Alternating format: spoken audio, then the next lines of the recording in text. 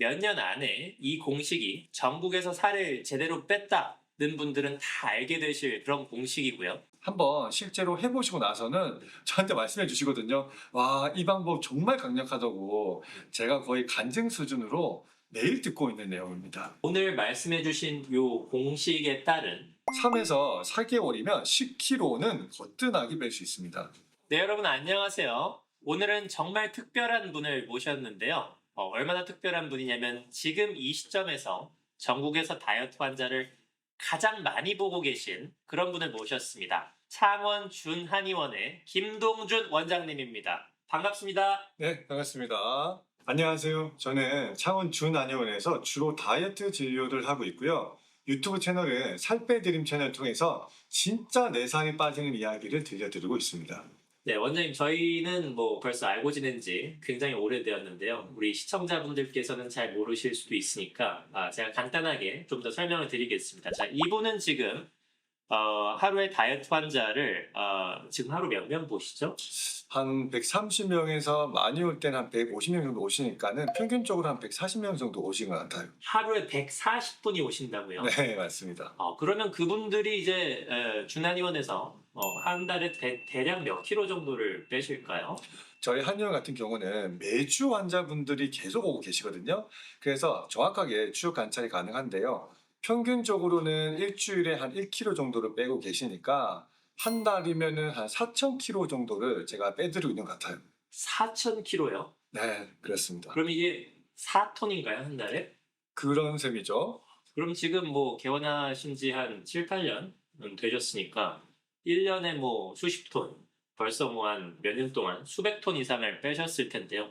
이런 빅데이터를 가지신 분들이 흔치 않을 것 같다는 생각이 듭니다. 그렇죠. 제가 여러 가지를 자부할 수 있겠지만 매주 환자분들을 볼 때 쌓여 있는 저의 데이터는 정말 좀 제가 자랑할 만한 데이터라고 생각하고 있습니다.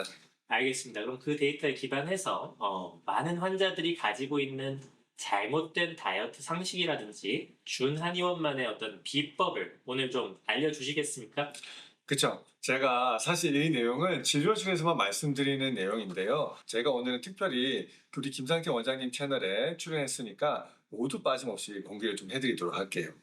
감사합니다. 물론 이제 저는 김동준 원장님과 오래 알고 지낸 사이라 제가 이런 내용들을 살 빼드림 채널을 통해서 많이 이미 보고 또 저희 다이어트 진료 스승님이기도 하십니다. 그래서 이 내용이 얼마나 가치 있는 내용인지는 제가 잘 알고 있고요. 우리 시청자분들도 아시겠지만 제가 뭐 평소에 과장하거나 뭐 허튼 소리 하는 사람은 아니잖아요. 그래서 오늘 내용이 정말 가치 있다고 생각이 되어서 이분을 모신 거니까 오늘 영상 끝까지 봐주시길 부탁드립니다. 자, 그러면 환자들이 가지고 있는 잘못된 다이어트 상식 어떤 것들을 깨부셔 주실 건가요, 오늘? 우선 제가 구체적으로 말씀드리기 이전에 제가 환자분들을 계속 많이 뵙고 있잖아요. 네. 이 다이어트에 대한 지식은 모든 환자분들이 다들 많이 가지고 계신 것 같아요. 심지어 우리가 가장 흔한 질환이 감기잖아요. 감기보다 다이어트에 대해서 더 많이 알고 계세요. 근데 이제 문제가 그렇게 알고 있는 여러 가지 이 정보나 지식들이 살 빼는데 정말 도움이 되는 지식이냐 하면 그건 또 아니거든요. 그리고 또 하나의 문제는요. 다이어트에 관한 어설픈 지식을 갖고 계신 분들은 오히려 다이어트에 대해서 아무것도 모르시는 분들도 당연히 있을 거 아니에요. 이분들보다 더 살을 못 빼게 만드는 게 잘못된 이 상식이에요. 그런가요? 그렇다면 제가 몇 가지 여쭤보겠습니다. 예를 들면 요즘 다이어트는 뭐 어떤 특정 식단이 중요하다. 이걸 먹으면 살이 잘 빠진다. 이거 먹으면 절대 살 안 빠져요. 뭐 이렇게 유튜브에도 많이 올라오고 하는데요. 그래서 뭐 닭가슴살 위주로 드시고 샐러드 심지어 이제 구독 서비스까지 있고요. 고구마, 계란 뭐 이런 거 드시면서 다이어트 하시는 분들 많고 그런데 김동준 원장님께서 특별히 강조하시는 다이어트 식단, 추천하시는 식단이 있을까요? 그쵸. 제가 우선은 식단을 본격적으로 말씀드리기 전에 다이어트에 관한 세 가지 오해에 대해서 먼저 좀 짚어드릴까 하거든요. 자, 첫 번째는 아까 방금 말씀하신 것처럼 내가 살을 빼려면 특별한 음식을 먹어야 된다. 또는 특별한 식단을 해야 내 살을 잘 뺄 수 있다. 라고 믿는 게 첫 번째 오해고요. 두 번째는 운동을 안 하시는 분들이 내가 살을 빼려고 결심을 했을 때 운동을 해야 뭔가 좀 더 건강하고 살을 잘 뺄 수 있다라고 믿는 게 두 번째 오해입니다. 자, 그리고 마지막 세 번째 오해는 뭐냐면요. 요요에 관한 겁니다. 요요를 보통 어떻게 생각하시냐면, 아, 내가 좀 뭔가 의지가 부족했나? 끈기가 부족했나? 또는 뭔가 내가 나태했나? 수준의 자책감까지 가지고 계신 분들도 많거든요. 그런데 요요의 원인은 이런 게 아니고요. 요요를 어떻게 예방할지를 정확히 모르셔서 그런 거예요. 그래서 오늘은 제가 앞서 말한 이 세 가지 오해를 확실하게 풀어드릴 텐데요. 김상태 원장님 구독자 여러분들이 오늘 영상만 아마 제대로 들어주셔도 15kg, 20kg를 뺄 수 있는 진짜 다이어트 상식이랑 그리고 그 살을 뺀 뒤에 어떻게 유지해야 요요가 안 오는지까지 제가 싹 다 공개해 드릴게요. 알겠습니다. 자, 그러면 첫 번째 다이어트 상식 깨부수기부터 시작을 해볼 텐데요. 김동준 원장님께서는 다이어트 식단이 어떤 특별한 식단과 비법이 따로 있는 게 아니다. 이렇게 말씀을 하셨단 말이에요.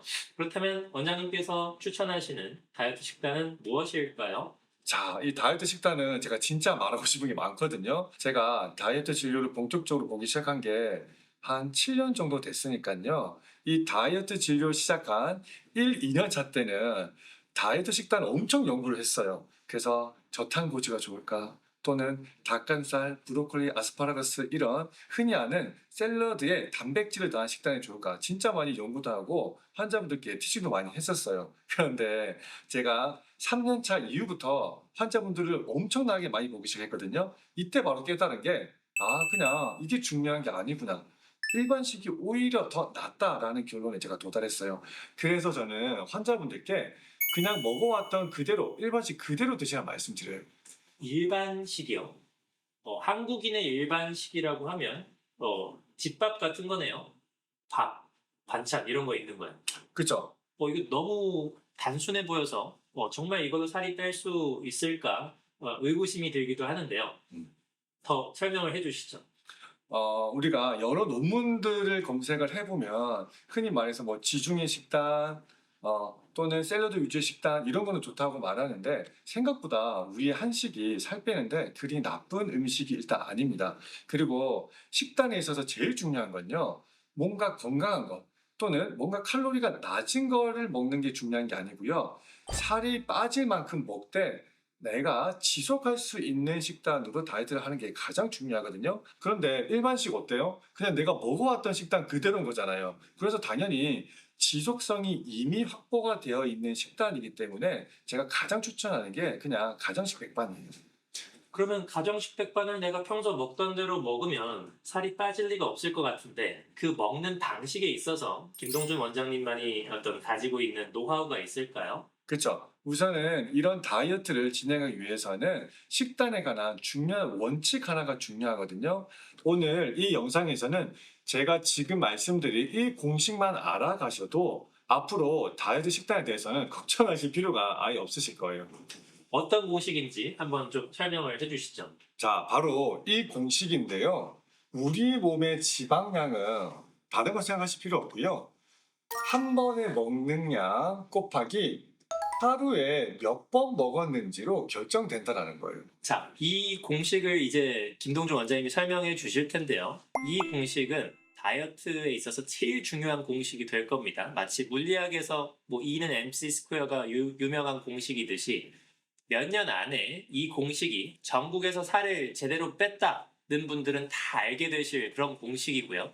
지금부터 원 저자에게 자세히 설명을 들어보도록 하겠습니다. 자, 아까 말씀드린 것처럼 환자분들은 뭘 먹어야 살이 잘 빠질지, 먹고 있는 음식 종류 또는 그 종류의 칼로리에 대해서 굉장히 집착하는 경향이 있거든요. 그래서 왜 내가 하루에 칼로리를 얼마나 섭취했는지 막 계산하기도 하고 그런 계산해주는 어플도 있잖아요.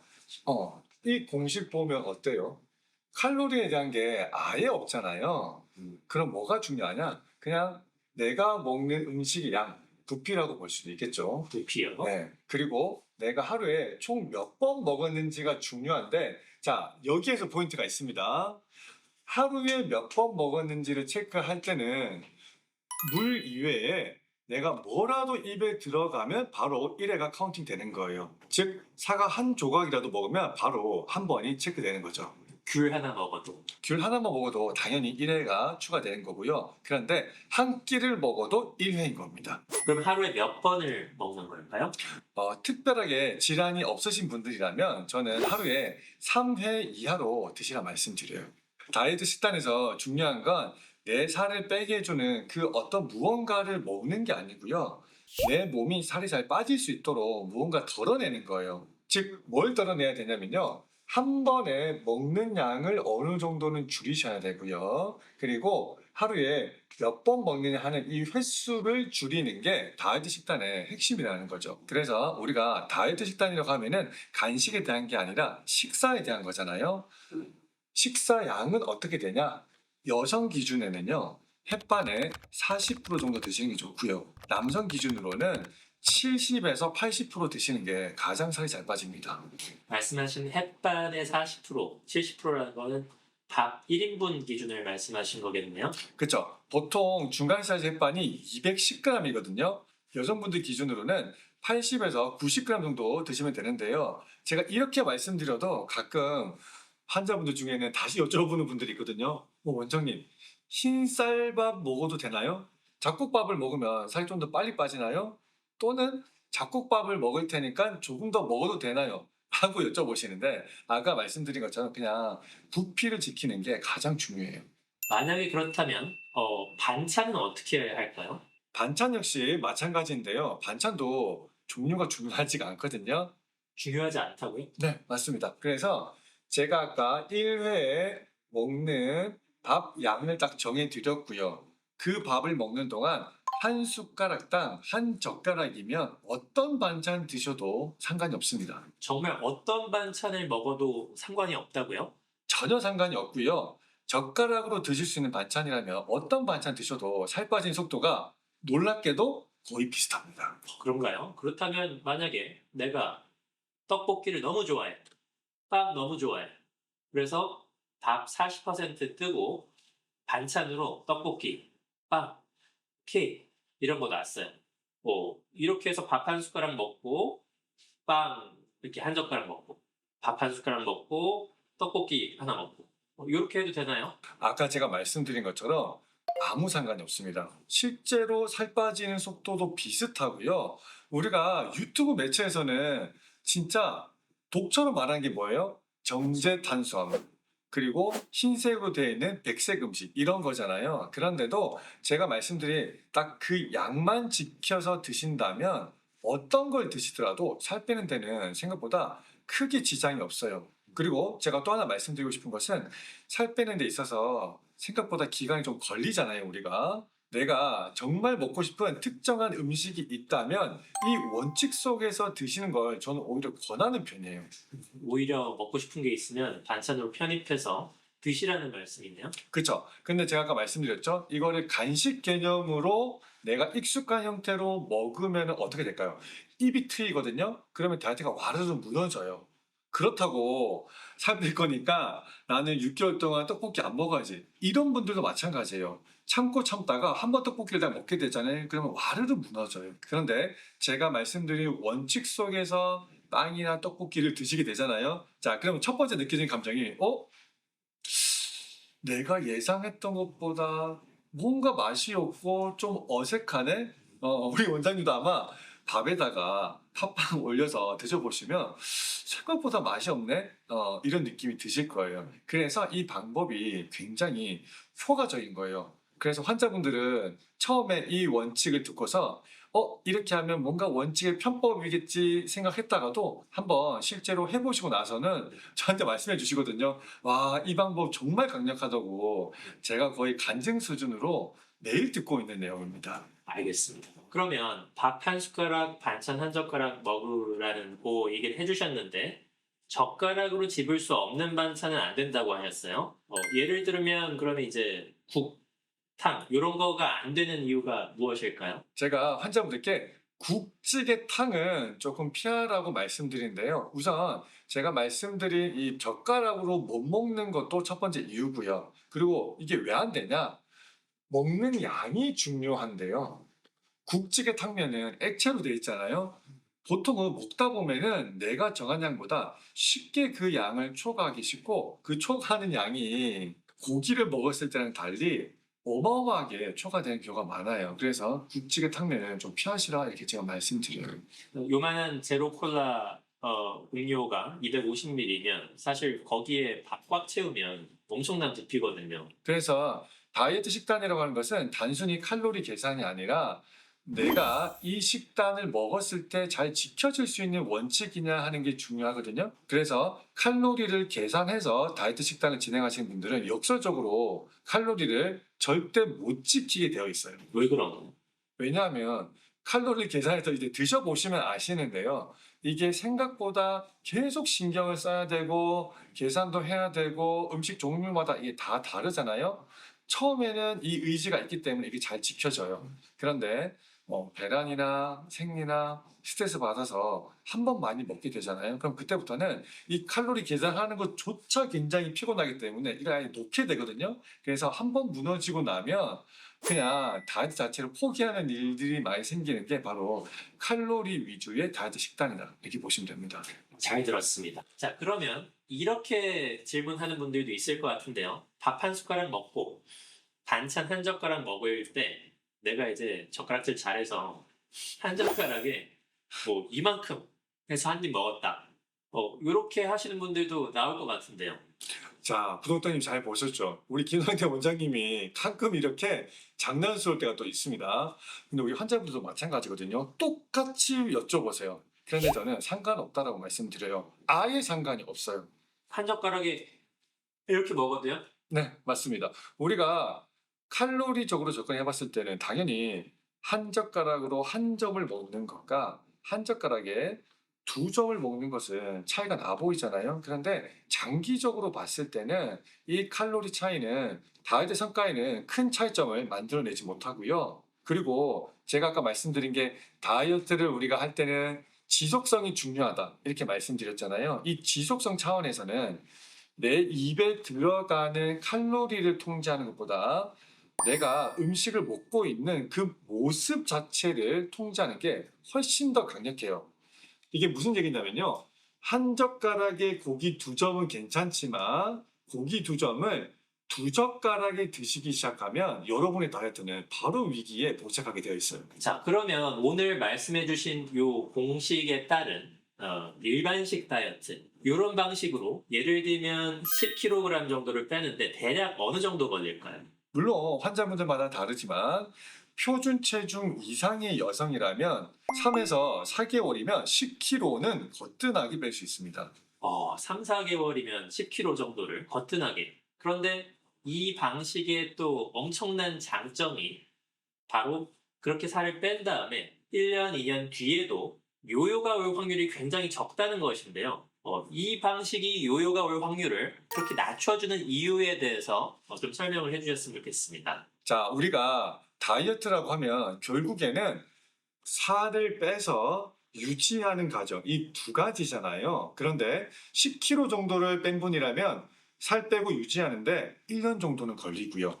15에서 20kg를 뺐잖아요. 자, 그럼 원장님 놀라지 마세요. 2년 정도가 필요해요. 즉, 생각한 것보다 이 다이어트 식단 또는 요요 방지 식단을 유지해야 되는 기간이 꽤나 길다라는 거죠. 그러면 살을 빼고 나서 이제 감량기 식단을 끝내고 뭐 40%에서 50% 먹는 식단을 끝내고 유지 기간의 식단을 할 때는 어떤 방식으로 유지를 해야 될까요? 이거 역시 이 공식에서 바로 이제 해결이 되거든요.